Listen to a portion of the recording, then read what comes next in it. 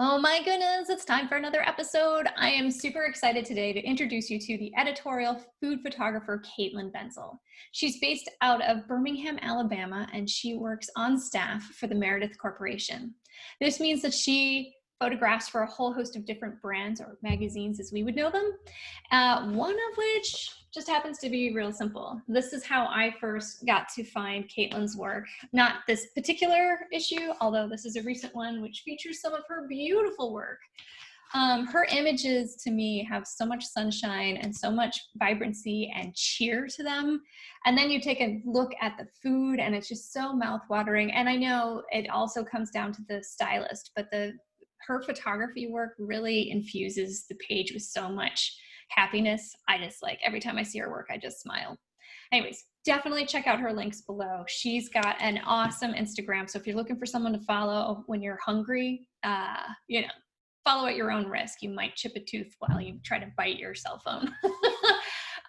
Also, don't forget to check out her website. She's got a whole host of beautiful images there. Don't forget to like, don't forget to subscribe.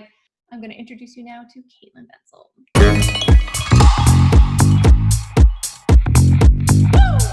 Tell people who you are, where you're based, and what you do. Okay. Hi, I'm Caitline Bensel. I am a Birmingham-based food photographer. I work for the Meredith Corporation, and yeah, that's me. Woo! So great to have you. I just a quick first thing is I've always really enjoyed sort of the vibrancy, the energy, the cheerfulness. Your work is so refreshing, and every time I see it, it just like makes me smile. So big first, like, yeah, right out of the gate. So you're a photographer, specifically food photographer, and you went to the Savannah College of Art and Design, which is awesome. I totally wanted to go there. Just couldn't go, financial reasons and whatnot. I was out of the state and everything, but so exciting to hear, like what your perspective was going to SCAD. And did you go into the college there knowing that you were going to get into photography, or how did that start for you? I was actually also a transfer because SCAD was a bit expensive. I'm actually originally from New Jersey, so I went from Jersey to Savannah for 2 years as a junior transfer, and I loved photography. It was more of a hobby. Yeah. I was going to paint and draw and move to New York and be an artist like everybody wants to. Yes. Right. Very quickly that was not going to happen. So I ended up taking photography courses as well, and I was like, oh, I really like this. This is a lot of fun. Like, I could actually maybe do this for a living. And food photography did not come into the mix until about my senior year, when things were a little tight on cash, and I'm like, what am I going to shoot? I'm like, oh, food. And a person man was like, hey, this is actually starting to get popular. You should keep going with this. And that's pretty much how it started, was just like having to live on my own and cook for myself, and realize that, cooking is a huge part of your life. And that's honestly where it really started. I never intended to be like, I'm going to be a food photographer when I grow up. It's kind of Yeah, I think not one person I've talked to was like, I purposefully went to school, did this, or any part of their journey to do food photography. Although I think now that's probably different. People are a lot more aware of it. Yes. But like for those of us who've been doing it, it's like, I just kind of fell into it because of X or Y or Z. So that's interesting. And I think also though that food photography is such an experiential thing. We all can relate to it. And so it is one of those things that brings us all together. Fashion is one thing. You have maybe a bent towards a certain celebrity or a certain brand or a certain look, but food is so universal. Yeah. And you look at something, and if it's beautifully put together, you can almost taste it the instant you look at it. And I think that's the goal. Most of the time. It's the goal. Yeah. So what classes prepared you the most for being in the career that you're in right now? I got into studio lighting at the very end, like the last class I took. So I went, my professor, Pete Crispin, told me about an internship with a magazine that I've never heard of. It was Cooking Light at the time. Yeah. And I was like, oh, they do food. Okay. And they're like, they're based in Birmingham. So I had one studio lighting class. Oh, the work was terrible. It was so bad. Like you go back and I'm just like, yep, I did that. I did this. We all start somewhere. Seriously. Yes, the start was hard, but that honestly, not a lot of experience. And then I had a full year internship with Caitline magazine, and Randy Mayer was my photographer, and I learned so much from that. That was probably one of the biggest learning experiences for photography for me. Like SCAD was great, not gonna, but my Timeinc internship really taught me a lot. And I had that for a year, every day in the studio, constantly learning about food and also product photography too, like different ways to, beauty products, that kind of thing. It was a little bit half and half then. Right. That's pretty much the beginning of that. Yeah. As an intern on set, what sort of responsibilities did you have? The responsibility was pretty much get there before everybody else, make sure everything's clean, computers on, gears up, everything, batteries charged, the basics, just making sure that everybody had what they need and like trying to anticipate if they were going to need anything. Just there, but not, and trying to be as helpful as possible. So it was a really good experience just learning just set etiquette and how like art directors and food stylists and photographer, like how everybody interacts with each other. So it was a lot of observing, and it was very informative on just how different creative people work together. Yeah, that's pretty amazing, because I think a lot of us don't get that experience. I went to school for art as well. And I was going to be an artist living in New York City, surviving off art opening food because I wasn't making enough money. Like that was my dream. I had a very low bar. Eat Oreos for the rest of my career. It's fine. Yeah. Ramen and Oreos is totally normal. It's fine. But I know that my experience in art school gave me a lot of really good information and tools that I use on set.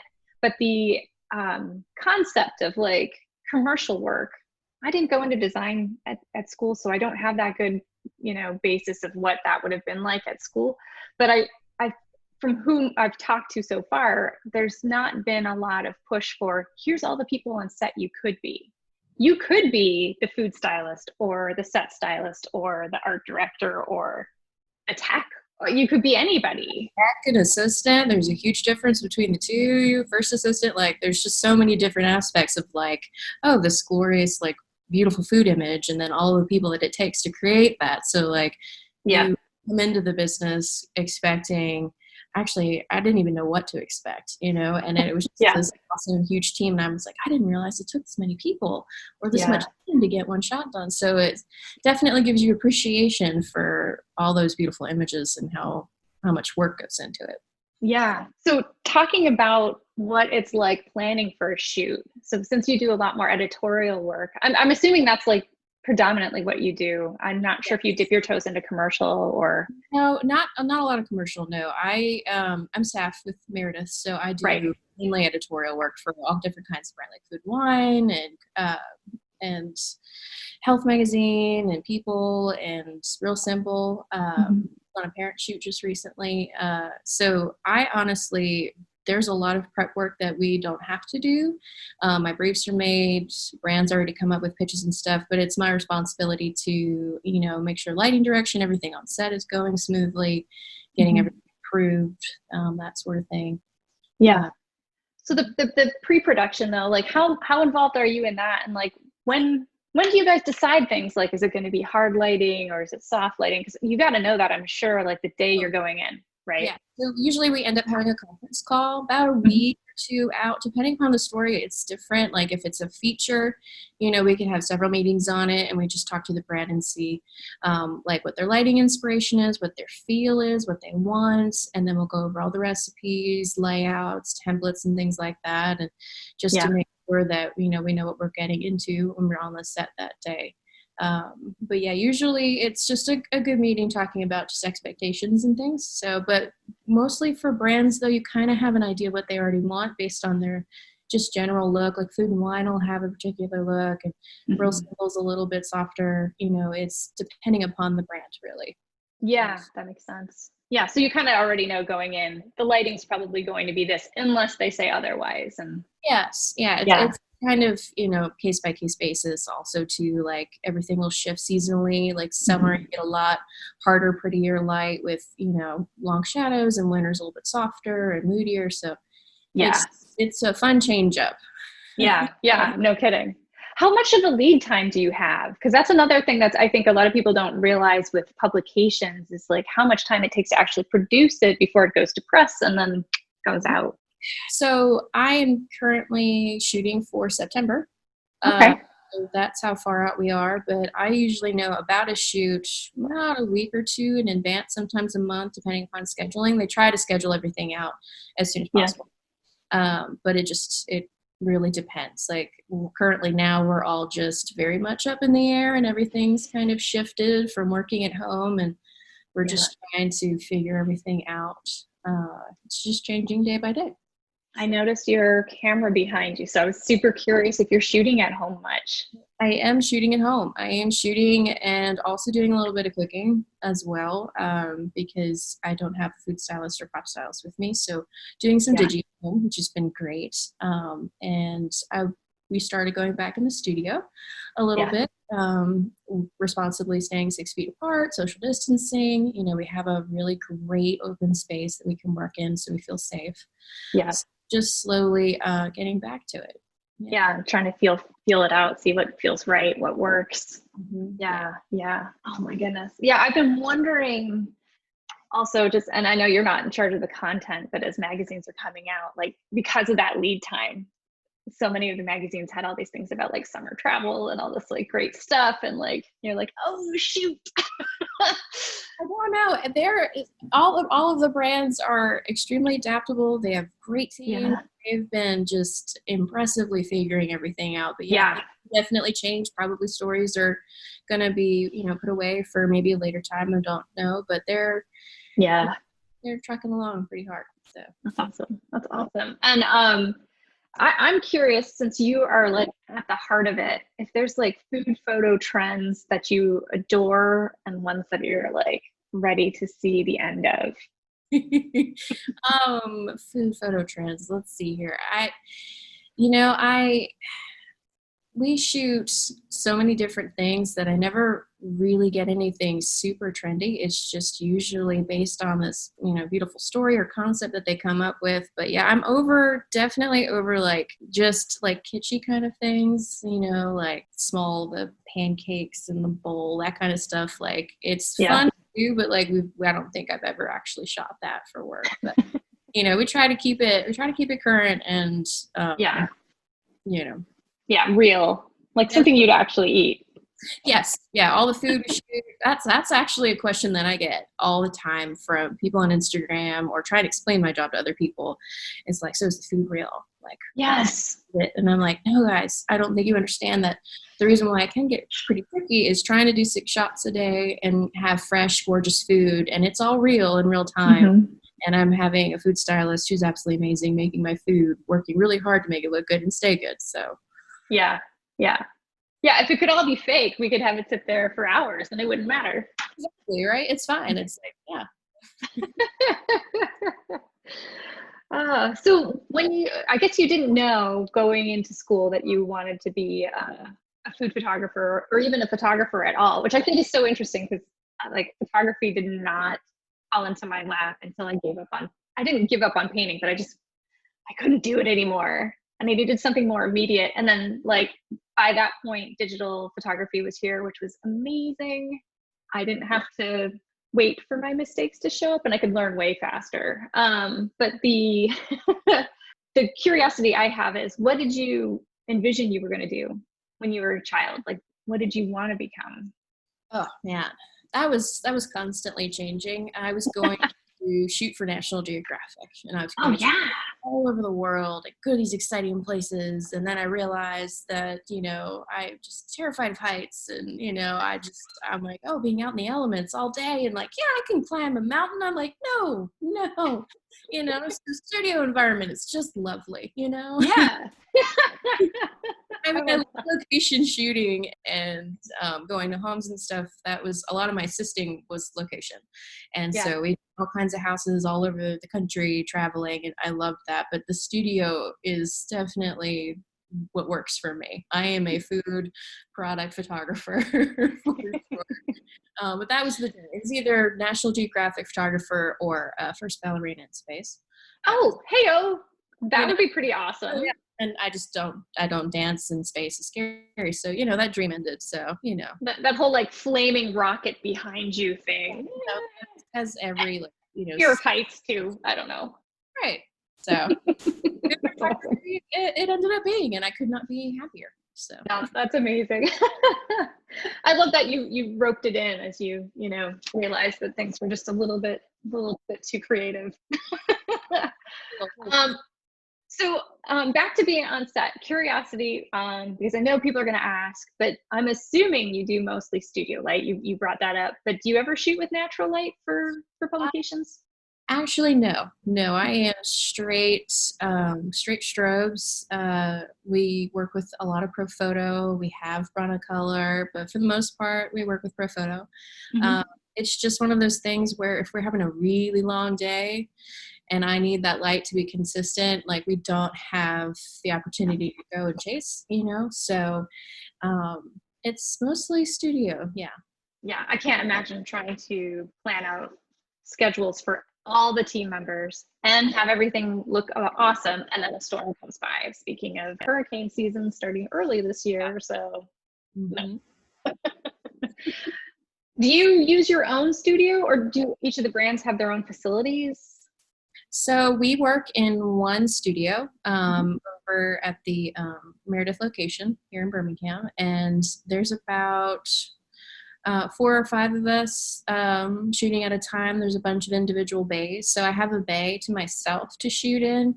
Cool. And so, prop stylists, food stylists will come to us. Sometimes we'll switch bays around depending upon the schedule.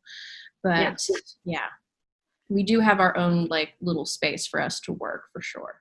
Do you get to use that for like personal projects ever, or is that strictly? I can go up to do test shoots and things like that, just to experiment, just to try like, oh, I want to do some product splashes or see if I can do this kind of thing. But I do have room to work, which is great, you know. Yeah.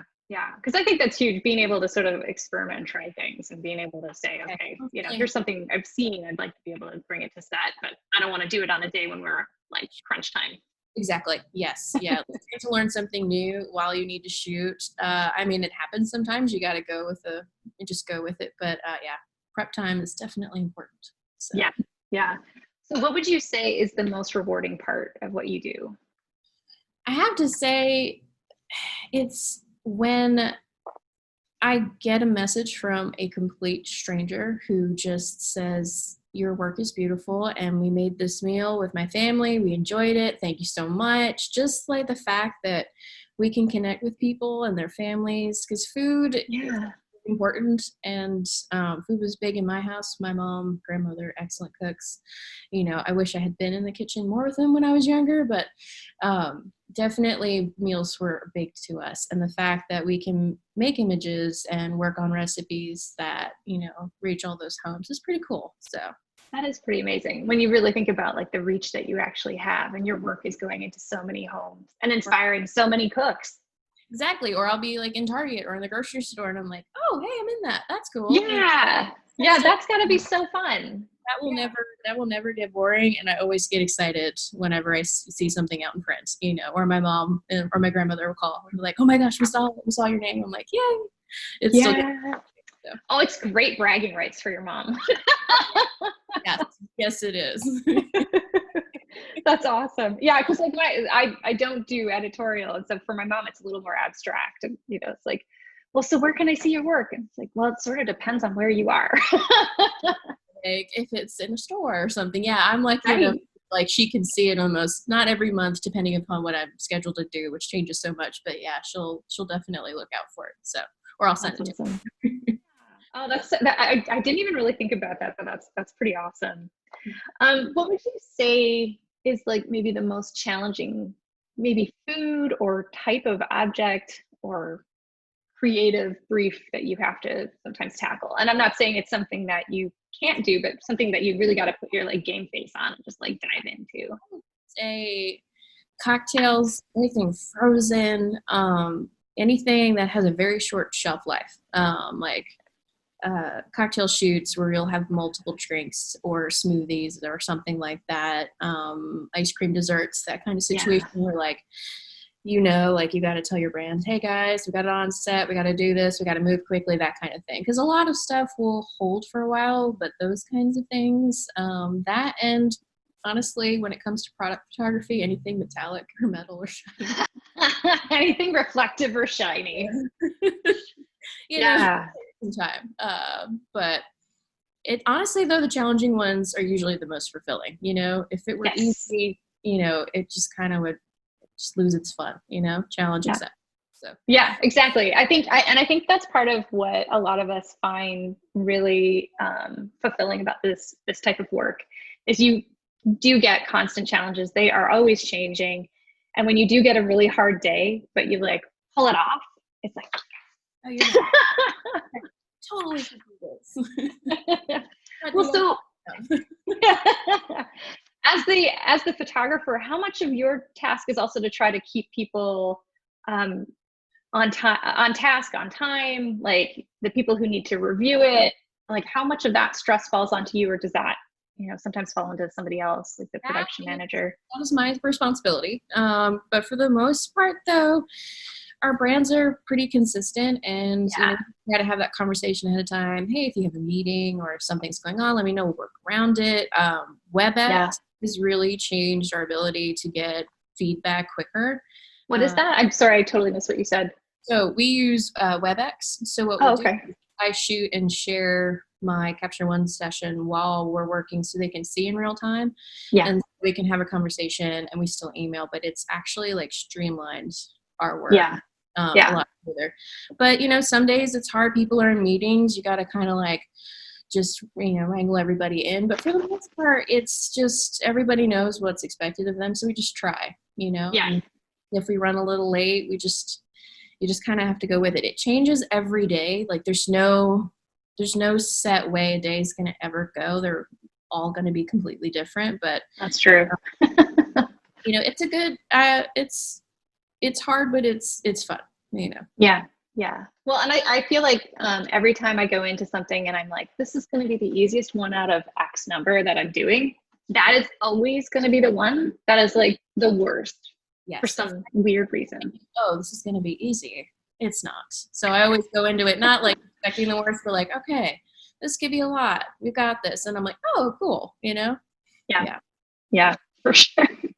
So on set, the people who are approving are actually like away in the office, I guess, since you're using the WebEx. Sometimes we have a couple of brands downstairs. On the floors below us, and but now nobody is on set with us. Usually we have like somebody from, you know, a brand would come up to talk to us and we're like, hey guys, quick change, or just talk this through. Now everything is email, text, phone call, because I have limited people on set to keep that social distancing at all times. So it's been working out really well, actually. People are home and, you know, getting more work done, and, you know, it's difficult and challenging, but it's not as hard as I thought it was going to be. Yeah, I think as this goes on, we'll get our sea legs back.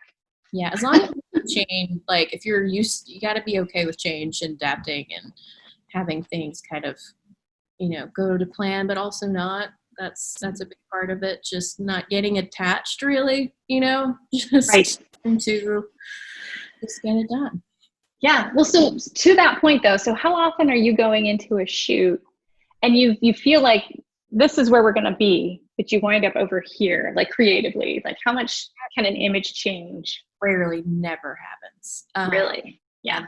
I'll have a brief completely lined out with aesthetic and, you know, layout and type, and, you know, they're very structured on pages and the amount of space they have. So there's really not a lot of wiggle room on set to be like, hey guys, guess what? This is now this, you know. Right. I mean, it has happened in the past, you know, but no, they work so hard on making sure they know exactly what they want, and proper views, you know, so that way we know what we're going to be seeing and all those things. There's a lot of work that goes to it. So there's really no big surprise on the day usually, which is great. That is amazing. Yeah. Yeah, that's awesome. And I'm assuming, so then you're probably not as involved in this, but maybe your tech is. So as you're shooting, are they doing any sort of overlay of like the layout of whatever page? So I get templates sent usually the day before. So it's all the type on the image. So that way, in Capture One, you just put the overlay on and you can see and work around.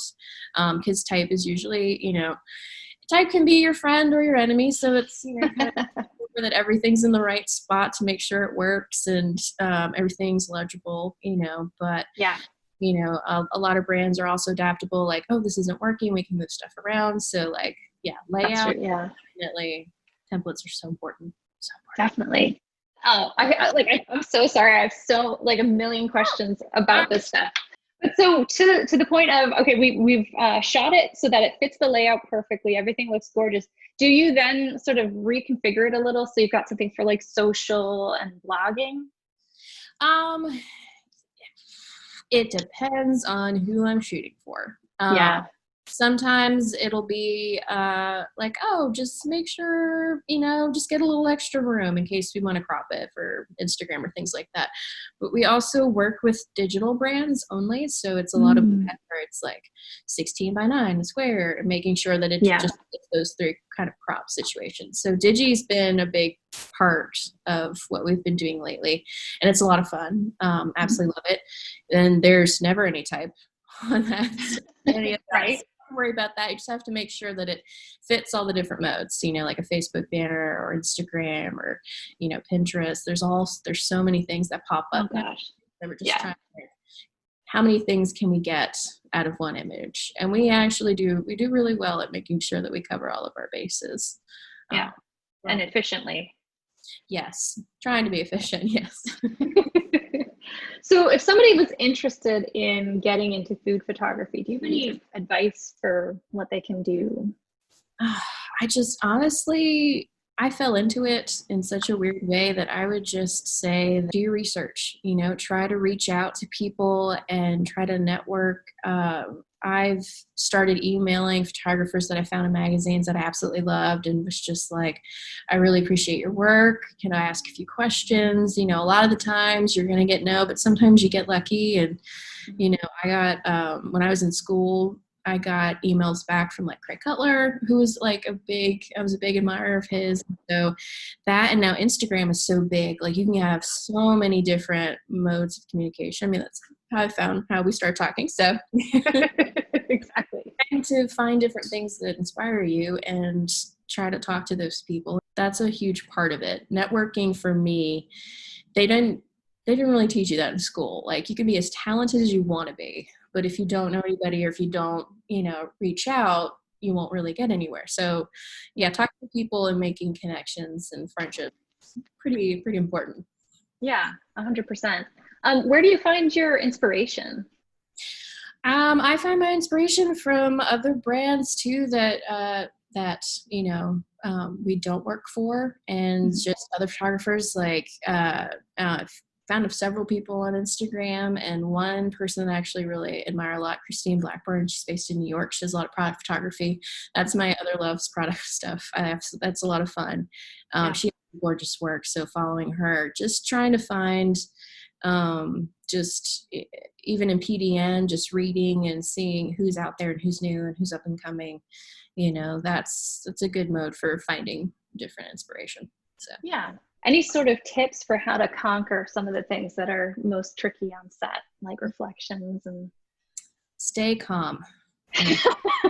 Don't panic. Like, it might seem completely daunting and you might be like, oh my gosh, I'm so stressed. How am I going to do this? Just realize like you can do it. You can figure it out. And so like, it's just, and also communication is a big one. Just being able to talk about like, one of the hardest things that I can find on set is like a brand telling me what they want, but they're not really telling me what they want. Like they'll say something and be like, what do you mean? What does that mean? Like trying to interpret what different people are saying, because you run into so many different people, like, everybody thinks differently, and creative people, like it's communication is definitely key. So just trying to like interpret what people are saying and figure out like, okay, let's just talk about this and, be open to things, that's definitely a big part of it.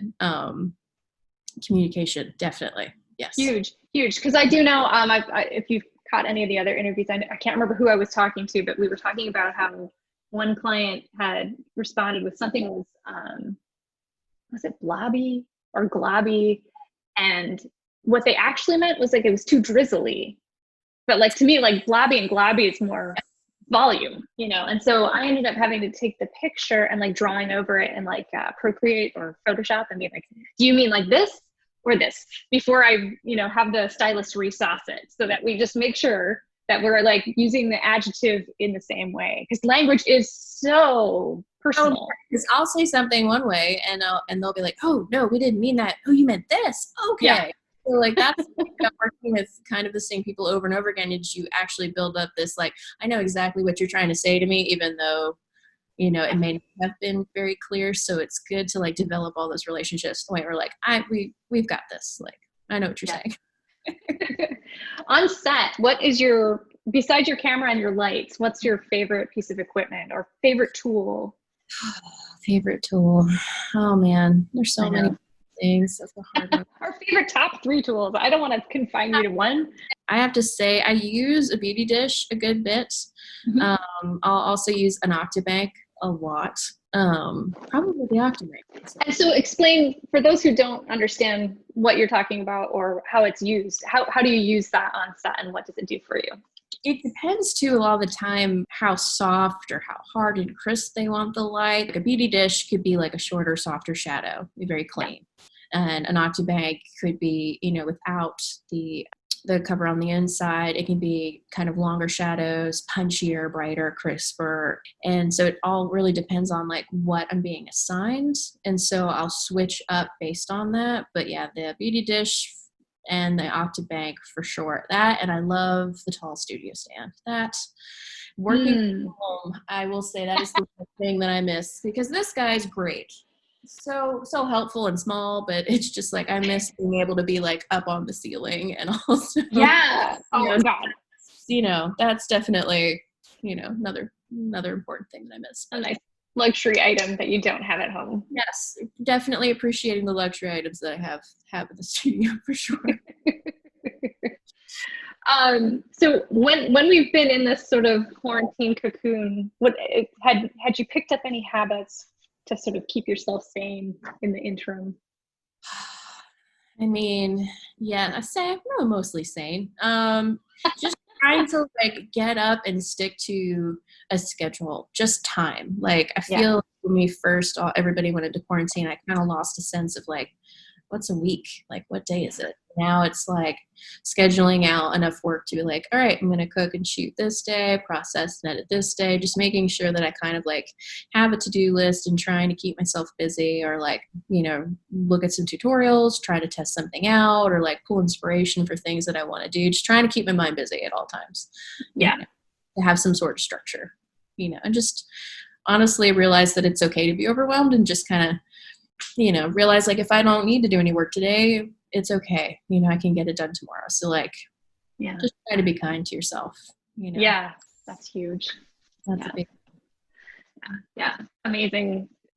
The sort of shift psychologically that this has caused a lot of us to take, whether it's, you know, what is important and what is a day, what is a week? Because it's the same thing. I never actually used to hate Mondays personally, because I'd be like, yay! It was like, I'm going to dig into something. It's going to be awesome.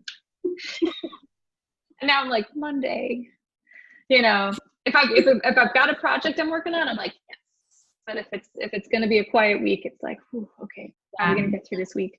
I will say that I'm definitely one of those people that like, if I'm like overwhelmed and have so much to do, I'm a little stressed out, but I'm like, yay, on the inside. I'm like, yes, like give me stuff to do. Like being bored is not something that I don't think creative people can handle at all. Exactly. Like, have a project or something, or I need to be doing something. So that's, you know, cooking and shooting and working from home has definitely been a huge help, and actually been a lot of fun learning different recipes and techniques that I never thought I would actually be doing. So, you know, everyone was doing sourdough. I did vegan cheese. That's what I'm working on. Well, there you go. I leave sourdough to the professionals. I cannot. I'm a terrible baker. I try, but no. So yeah, we have very talented people who do that. Yeah. And good for them. And it's good that you have those people. And you know what, that's kind of interesting too, because I'm sure the food stylists who work on the editorial work, they have to make that bread recipe. They can't just go down to the corner store and buy the bread and be like, bread. Follow those recipes and they make them, and they're, they've had years of experience and the things that they'll do. And I'm like, oh my gosh, like just cooking from home. I'm like, what would my food stylist do? Like, what would they be doing? And I'm like, that's what, that person would do. So it's, they're so awesome and we appreciate them. I feel like we all appreciate our team members a lot more. I mean, we always did, but just, for the prop stylist, food stylist, everybody it's an extremely important part of the team. We're definitely a unit, and it's great when we have them on set together and miss them when they're not. Yeah. This is definitely one of the industries where it's like the teamwork makes the dream work is not just a cute quote. It's like for real. No, that is definitely true. A good team will make or break your set for sure. So it's very important to have awesome people, and I'm lucky enough to have a lot of really awesome folks to work with. So yeah. That's awesome. That's fantastic. Well, we have come to the end. It was so nice to talk to you. Again, big fan. And I'm so grateful you took the time to chat with me today. Thank you for asking. I appreciate it. So, all right. Well, stay safe. I hope you get lots of sunshine, lots of smiles, and that the rest of 2020 smooths out. You stay safe and just hang in. Take care.